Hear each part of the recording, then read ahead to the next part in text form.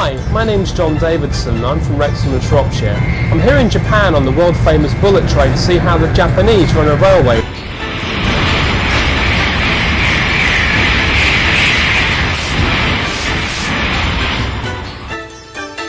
Over the next few minutes we're going to be looking at things like safety, ticketing and barriers, public information and onboard service to see how the Japanese do it and what we can learn from them.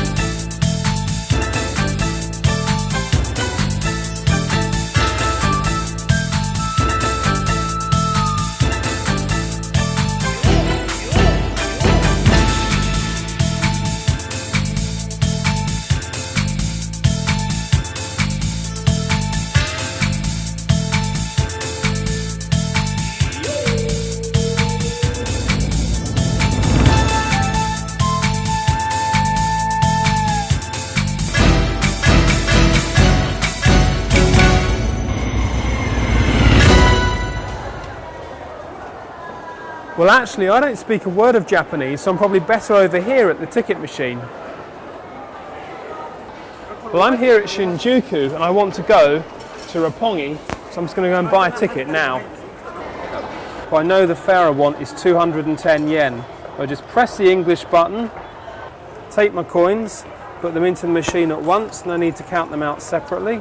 Press 210, ticket comes out, job done. As you can see, the gates are continually open unless you try and go through without a ticket or with the wrong ticket, in which case the doors slam shut before you have a chance to run through.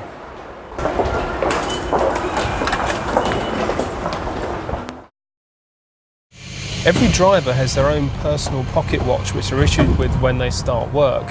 It's synchronised when they sign on, and they use it to make sure the trains leave to the second. Let's take a look at the green car. It's the equivalent of our first class.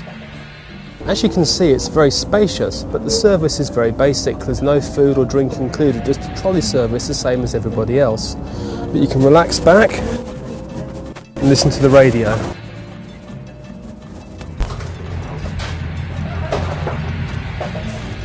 The trains are very well equipped with big disabled toilets, powder rooms and baby changing facilities. One of the interesting things that you notice is that while you're on the train you have to have your mobile phone switched to silent. You can talk on it any way you like, but it has to be on silent. Japanese are also very into their recycling. Down here you can see for cans and bottles there's a separate bin on the train. They're also big into recycling on stations, with bins here for newspapers, cans, plastic bottles and other waste.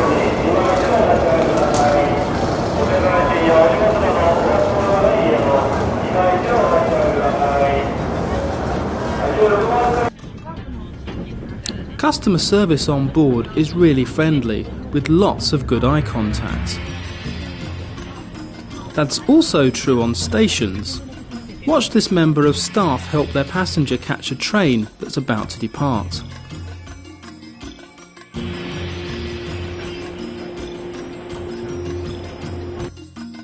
These pink ladies can clean and turn around an entire bullet train in minutes.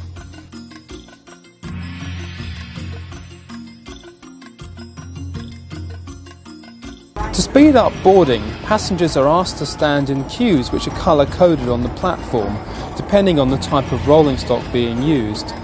This saves seconds for dispatchers, something that we know is essential to running a right-time railway.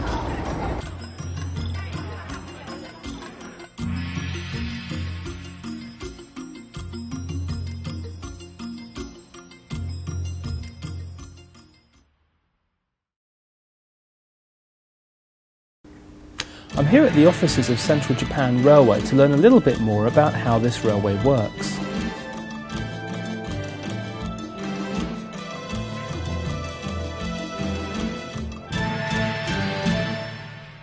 Could you talk through the process used by staff to dispatch trains? First, the signal has to be indicated.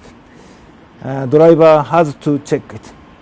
Shinkansen signal indicator is installed internally in the cab. Second, the door edge light should be alight. It shows that doors are closed. The driver has to check it. And third, the driver must check the time. Platform staff check the departure time and press a button which indicate to the train manager that the doors may be closed. Train manager can close the door after checking the departure time, indicator, and safety of the passenger, both physically and with the cameras. We not only physically check that passengers have safely boarded the trains, but also monitor these using the camera located on the platform.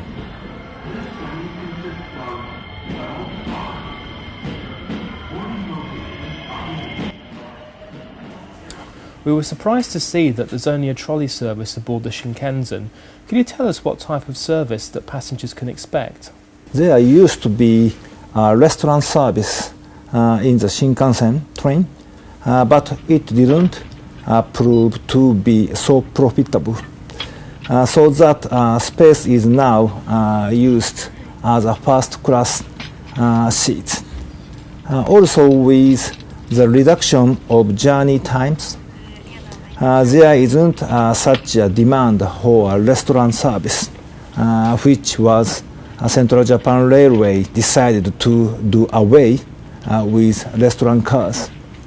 There were some railway enthusiasts who are still hoping for the return of this service, but not many.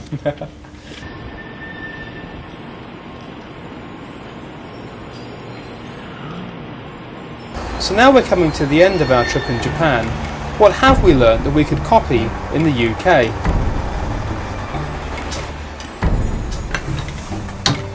Well, let's not beat ourselves up.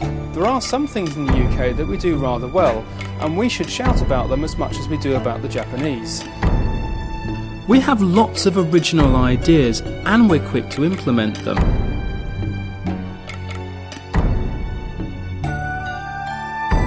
In Japan, onboard service, although delivered very well, is extremely basic. But here on Wrexham and Shropshire, you can enjoy silver service. Thank you.